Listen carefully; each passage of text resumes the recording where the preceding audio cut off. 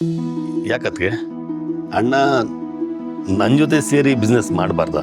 ನಾನು ಯಾವುದೋ ಚಿಕ್ಕ ಪುಟ್ಟ ಬಿಸ್ನೆಸ್ ಮಾಡ್ತಿಲ್ಲ. ಅಣ್ಣನ ಸ್ಥಾನಮಾನಕ್ಕೆ ತಕ್ಕ ಹಾಗೆ ದೊಡ್ಡದಾಗೆ ಬಿಸ್ನೆಸ್ ಮಾಡಬೇಕು ಅಂದ್ಕೊಂಡಿದ್ದೀನಿ. ಆ ಬಿಸ್ನೆಸ್ ಕ್ಲಿಕ್ ಆದರೆ ನಾವು ಸ್ವಲ್ಪ ಹಣ ಅಂತಸ್ತು ಮಾಡ್ಕೊಳ್ಬೋದು, ಅಣ್ಣನು ನೆಮ್ಮದಿಯಾಗಿರ್ಬೋದು ಅಂತ.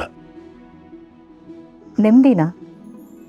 ಈ ಬಿಸ್ನೆಸ್ ಮಾಡೋದ್ರಿಂದ ನಿಮ್ಮ ಅಣ್ಣ ನೆಮ್ಮದಿಯಾಗಿರ್ತಾರೆ ಅಂತ ನಿನಗನ್ಸತ್ತಾ ಸುರೇಂದ್ರ?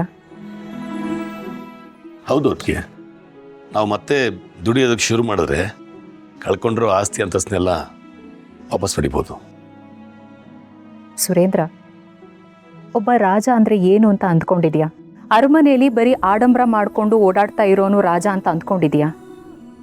ಇಲ್ಲ. ರಾಜ ಅಂದ್ರೆ ತನ್ನ ಜನರಿಗೋಸ್ಕರ ಬದುಕೋನು, ಜನರನ್ನೇ ತನ್ನ ಉಸಿರು ಅಂತ ಅಂದ್ಕೊಂಡವನು, ತನ್ನ ರಾಜ್ಯಕ್ಕೋಸ್ಕರ ಜನರಿಗೋಸ್ಕರ ಹೋರಾಟ ಮಾಡೋನು. ಒಬ್ಬ ರಾಜ ತನ್ನ ಅರಮನೆ ಕಳ್ಕೊಳ್ಬೇಕಾದ್ರೂ ಬದುಕ್ತಾನೆ, ಆದರೆ ತನ್ನ ರಾಜ್ಯನ ತನ್ನ ಜನರನ್ನ ಕಳ್ಕೊಂಡು ಬದುಕಲ್ಲ. ಅದಕ್ಕೋಸ್ಕರನೇ ತನ್ನ ಪ್ರಾಣ ಬೇಕಾದರೂ ಒತ್ತಿ ಇಟ್ಟು ರಾಜ್ಯನ ಜನರನ್ನ ಉಳಿಸ್ಕೊಳ್ಳೋದಕ್ಕೆ ಒಬ್ಬ ರಾಜ ಎಷ್ಟೋ ಯುದ್ಧಗಳನ್ನು ಮಾಡ್ತಾನೆ. ವೀರು ಗಂಗಾಧರ್ ಮೂರ್ತಿಗಳಳಿ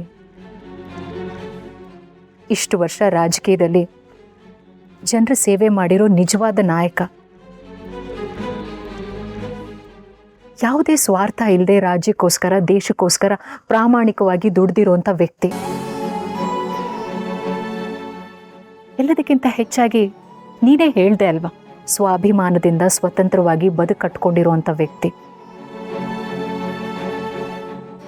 ನಾವು ನಡೀತಾ ಇರೋ ದಾರಿನಲ್ಲಿ ಎಡು ಬಿದ್ವಿ ಅನ್ನೋ ಕಾರಣಕ್ಕೆ ನಾವು ಆ ದಾರಿನ ಬದಲಾಯಿಸೋದು ತಪ್ಪು. ನಾವು ನಡೀತಾ ಇರೋ ದಾರಿಯಲ್ಲಿ ಮತ್ತೆ ಎಡು ಬೀಳ್ದೇ ಇರೋ ಹಾಗೆ ಎಚ್ಚರಿಕೆ ವಹಿಸೋದು ಸರಿಯಾದ ಹೆಜ್ಜೆ. ನಂದಿನಿ, ನಿನ್ನ ಮಾತಿನ ಅರ್ಥ? ನನ್ನ ಗಂಡನ ಗುಣ ಎಂಥದ್ದು ಅಂತ ನನಗೆ ಚೆನ್ನಾಗಿ ಗೊತ್ತಿದೆ. ಜನರ ಸೇವೆ ಮಾಡೋದ್ರಲ್ಲಿ ನಿಮ್ಗೆ ಎಷ್ಟು ಸಂತೋಷ ಸಿಗತ್ತೆ ಅನ್ನೋದು ನನಗೆ ಗೊತ್ತಿದೆ. ನಡೆಯೋ ದಾರಿಲಿ ಎಡು ಬಿದ್ವಿ ಅಂತ ನೀವು ಅಪ್ಪಿ ತಪ್ಪಿ ಆ ದಾರಿ ಬದಲಾಯಿಸಿದ್ರು ನಾನು ಒಪ್ಕೋತೀನಿ. ಆದರೆ ನಿಮ್ಮ ಗುರಿ ಬದಲಾಯಿಸಿದ್ರೆ ನಾನು ಖಂಡಿತ ಒಪ್ಪಲ್ಲ ವೀರು. ಒಬ್ಬ ಜನನಾಯಕನಾಗೇ ಇರಬೇಕು.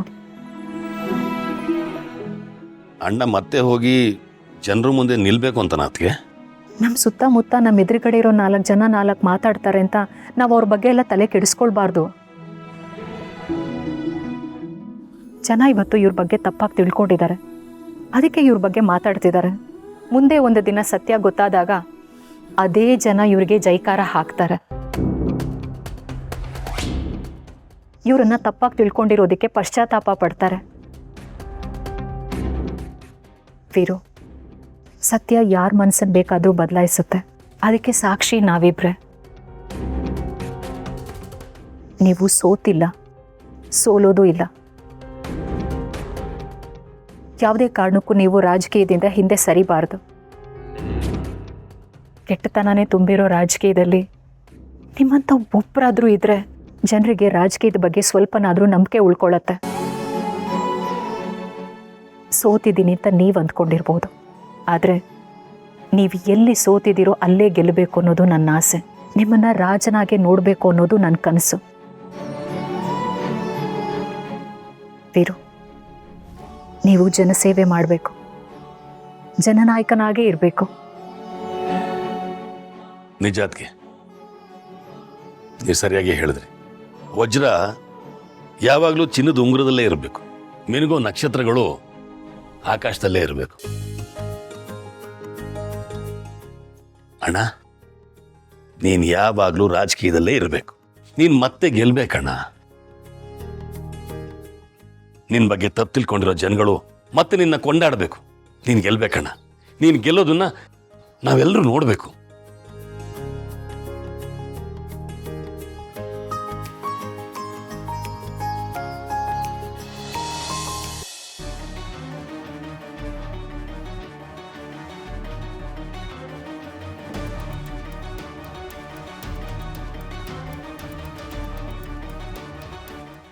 ಹಲೋ ಬ್ರೋ, ಲೇ ಇಂದ್ರು, ಅಲ್ಲ ಮನೆ ಮುಂದಿರೋ ಮರ ಕಡ್ದಾಕ್ತೀನಿ ಅಂತೇಳಿ ನಿನ್ನ ಮನೇಲಿರೋ ಗಿಣಿನ ಮರದ ಮೇಲೆ ಕೂತ್ಕೊಳ್ಳಂಗೆ ಮಾಡ್ಬಿಟ್ಟಲ್ಲ ತಾಯಿ. ಅರ್ಥ ಆಗ್ಲಿಲ್ವೇ? ಸುಬ್ಬು ಕಂಡ್ರೆ ಆಗಲ್ಲ, ಸುಬ್ಬು ಮನೆಯವರೆಲ್ಲ ನನ್ನ ಶತ್ರುಗಳು, ಅವರನ್ನ ಪಾತ್ರಗುಡ್ಸ್ಬಿಡ್ತೀನಿ, ಅವರ ಮನೆನೇ ಹಾಳು ಮಾಡ್ಬಿಡ್ತೀನಿ ಅಂತಿದ್ದವಳು ಈಗ ನಿನ್ನ ಮಗಳನ್ನೇ ಇವ್ರ ಮನೆಗೆ ಕಳಿಸಿದೆಯಲ್ಲ, ಅವಳು ಹೊಲು ಬಿಟ್ಕೊಂಡು ಕಿಸ ಕಿಸ ಅಂತ ಎಲ್ಲರ ಜೊತೆಗೆ ನಕ್ಕೊಂಡು ಈ ಮನೆ ನಂದೇ ಮನೆ ಅನ್ನೋ ಥರ ಬೀಗ್ತಿದ್ದಾಳೆ. ಇಷ್ಟೇನ ನಿನ್ನ ಹಾಗೆ? ನಾನೇನಾದರೂ ನಿನ್ನ ಜಾಗದಲ್ಲಿ ಇದ್ದಿದ್ರೆ ಬ್ರೋ ಈ ಮನೇನ ಅಲ್ಲೋಲ ಕಲ್ಲೋಲ ಮಾಡಿಬಿಡ್ತಿದ್ದೆ, ಮಗಳು ಮೂತಿಗೆ ತಿವಿದು ಮೂಲೆಯಲ್ಲಿ ಕೂರಿಸ್ತಿದ್ದೆ. ಆದರೆ ಏನು ಮಾಡೋದು, ನಿನಗೆ ನನ್ನಷ್ಟು ಗತ್ತು ಗಮ್ಮತ್ತು ಇಲ್ಲ ಬಿಡು. ನೋಡು ಬ್ರೋ, ಅದೇನು ಮಾಡ್ತೀಯೋ ನಿನಗೆ ಬಿಟ್ಟಿದ್ದು, ನಾನು ಇದ್ರ ಮೇಲೆ ಹೇಳೋಕ್ಕಾಗಲ್ಲ ತಾಯಿ. ಅದೇನು ಮಾಡ್ತೀಯೋ ಮಾಡ್ಕೊ. ಈಗ ಇಂದ್ರಮ್ಮನ ಬ್ಯಾಟ್ರಿ ಫುಲ್ ಚಾರ್ಜ್ ಆಗಿದೆ. ಈಗ ಬರ್ತಾಳೆ, ಈ ಮನೆಗೆ ಬಂದು ಧಮಿಳ್ ಧಮಾಳ್ ಢಮಾರ್ ಡಿಗಾರ್ ಅಂತೇಳಿ ದೊಡ್ಡ ಫೈಟ್ ಮಾಡ್ತಾಳೆ. ಏನು ಮಾಡಲಿ, ನನಗೆ ಎಲ್ಲರೂ ಸಂತೋಷವಾಗಿರೋದನ್ನು ಕಣ್ಣಿಂದ ನೋಡೋಕ್ಕಾಗಲ್ಲ. ಯಾಕೆ ಅಂದರೆ ಅವರೆಲ್ಲ ಸಂತೋಷವಾಗಿದ್ದರೆ ನನ್ನ ಮನಸ್ಸು ವಿಲವಿಲ ಅಂತಿರುತ್ತೆ. ಅದಕ್ಕೆ ಏನು ಮಾಡೋದು, ಸ್ವಲ್ಪ ಶೌಟಿಂಗು ಫೈಟಿಂಗು ಇದ್ರೇ ರೇಟಿಂಗು. ಆ ಹಾಲು ಮಾರೋಳಿಂದ ನನಗಂತೂ ಏನೂ ಉಪಯೋಗ ಆಗಲಿಲ್ಲ. ಆದರೆ ಪಿನ್ ಇಡೋಕ್ಕೆ ಲಕ್ಷ ಲಕ್ಷ ರೂಪಾಯಿ ಕೊಟ್ಟೊಂದು ಫೋನ್ ಕೊಡಿಸಿದ್ಲು, ಅದು ನನಗೆ ಸಹಾಯ ಆಗ್ತಿದೆ. ಈಗ ಯಾರಿಗೆ ಪಿನ್ ಇಡಲಿ?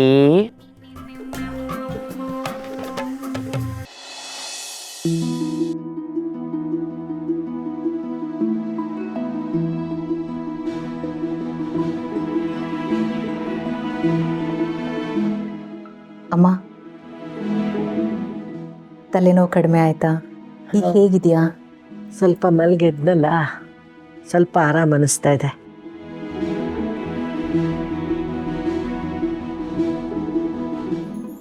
ಯಾಕೆ ಪುಟ್ಟ, ಯಾಕೆ ನನ್ನನ್ನೇ ನೋಡ್ತಾ ಇದೆಯಾ? ಕಣ್ಣಲ್ಲಿ ಯಾಕೆ ನೀರು? ಅಮ್ಮ, ಹೇಗಿದ್ದವಳು ನೀನು? ಸಾಲಿಗ್ರಾಮದ ಮನೆಯಲ್ಲಿ ರಾಣಿ ಆಗಿದ್ದೆ.